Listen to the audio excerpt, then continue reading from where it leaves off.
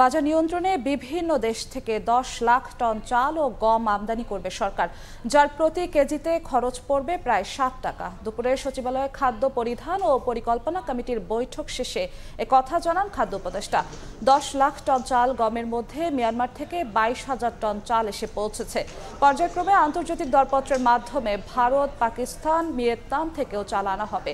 G2G ভিত্তিতে 2 lakh ton গম আনা হবে রাশিয়া থেকে। খাদ্য উপদেষ্টা জানান, বাজারে চালের দাম এখন বাড়ছে না, বরং কমছে। সরকারি গুদামে প্রায় 13 লাখ টন চাল ও গম মজুদ আছে বলেও জানান উপদেষ্টা।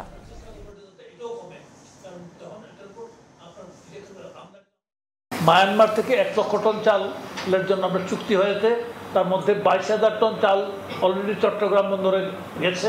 আন্তর্জাতিক দরপত্রের মাধ্যমে সবচেয়ে বেশি চাল কেনা হচ্ছে। কিন্তু যেহেতু ভারতের চালের দাম কম, সরবরাহ খরচ তুলনামূলকভাবে কম, সুতরাং টেন্ডারে সোর্স হিসেবে ভারতই পাচ্ছে। আমার মনে হয় যেটা অস্থিরতা যেটা ছিল বাই দিস টাইম, আপনি ডাউনওয়ার্ড ট্রেন্ডটা সম্ভবত লক্ষ্য করছেন।